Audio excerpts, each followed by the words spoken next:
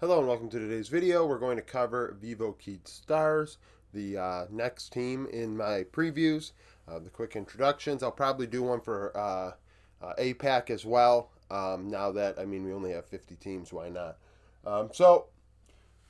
Vivo Keyd Stars, they've been around since 2012 under many different names. Keyd Stars, I think maybe even Keyd Warriors. There's like Vivo Keyd and now Vivo Keyd Stars. There's a couple years so they've been around since 2012, but 2021 and 2022, this team was non existent.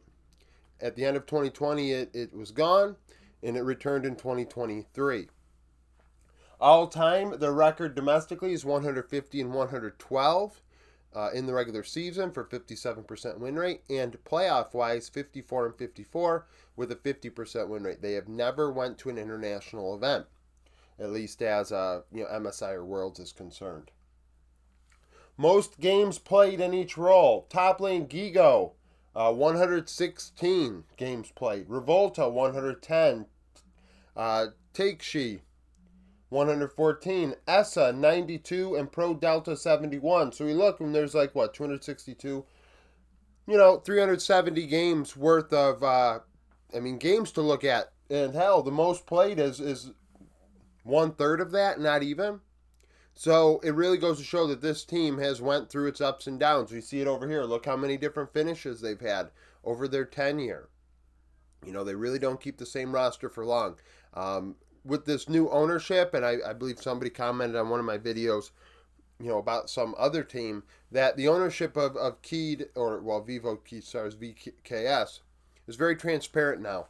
I believe the coach, Seal was the coach of this team, if I'm not mistaken, has been making, YouTube videos and things like podcasts, etc. Been very transparent about their ups and downs this past season. CEO very transparent of their plan going forward. I think that's a good thing. That orgs that are very transparent and include not include the fans, but keep the fans aware of what's going on, usually have more success. They can make more content, and I think it's a big move. I think it's a great idea. Now, what's interesting, though, I want to say about the games played, Essa is a Japanese import, if I recall. I could be wrong, but I believe he was a Japanese import over to Brazil. So to give you perspective on that, you think of Avi going to Europe just last season, and don't get me wrong, CBLOL was never a major region like LEC, but it was still something, right? You don't even see Japanese players. Most teams in the LJL have 2 Korean imports at minimum, and even then, the team that's all Japanese players usually is towards the bottom of the standing. So it's something to say, that player may be one of the better players Japan ever produced.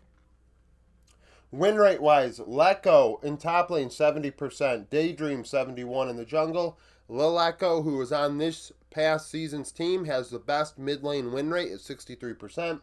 Emperor 71%, I believe he was a Korean import. And then Loop 68% at support. So this is bare minimum 20 games. I know BRTT had a good season with this team. I know, early on in their tenure, they had a lot of success. That's where I had them finishing first place. I believe it was in 2014. So that's how I gave them a split win, if you will. But when we look at the rest of their results, second place 5 times. It's the most common result. Third 3 times, fourth and sixth twice each, but then 7th, 8th, 9th, and spent a split relegated. So, like the last 2 teams with Pain and Red Canids, these teams have went to the bottom and brought themselves back up again. And it's very interesting to think about how that's occurred. That we have teams that, I don't know if Kaboom or INTZ or whomever, were relegated at times just like these guys were, and then found a way to get out and then were denied an opportunity to go to LTA South. But these last 3 orgs have shown the ability to go up and down and rebuild, and I think that's very important. Because you don't want an org that's just going to bail when things get tough because you're like, okay, well, I don't want to commit to you. If this actually works and works long term, I need people that I know I can rely on to stick around and keep their investments. So it is something that, they chose these three teams. It makes sense.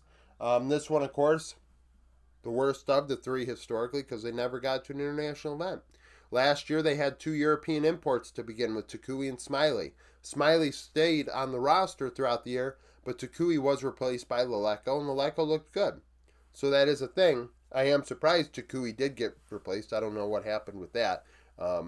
Even if the win-loss wasn't great or whatever, Takui I thought looked good with FlyQuest a couple years back. But, they're going with an interesting approach. They wanted to try something different with the imports from Europe. And they came close. They finished second in summer. There are rumors that they're going to build from within, go from their academy team and try and go from there. And if that ends up being the case, that's good. Trying to use domestic talent. But at the same time, like I said about Japan, I'm going to say about Brazil, it's that's a tall order. You're kind of doing, I don't want to say God's work, but you're trying to just you're trying to trailblaze, and trailblazing is hard because sometimes it doesn't go the way you hope, and you still need to keep your investors, you need to keep your fans, and things like that. And if fans were more understanding and could see the bigger picture of things, maybe it'd be easier, but they seldom do. Usually they are the first ones to ask for change, and then the first ones to go from we when we win to you when we lose. So, that is a thing. So, this team, I mean, unlike Payne and Red, they've been, although they've been around a long time, they have not gotten it done before. They've had a lot of change in their rosters. We'll see if they truly build from within and try and build a team for a long time, a foundation, if you will. We have players on this board, that hypothetically have 200 games or so of experience on an organization. You actually have a face of the franchise. I feel like this team, at least based on games played, really hasn't had that. So, thank you for watching. If you liked the video, like it, subscribe to the channel for daily League of Legends content. Follow me on Twitter, join the Discord, become a YouTube supporter, and hope to see you again tomorrow.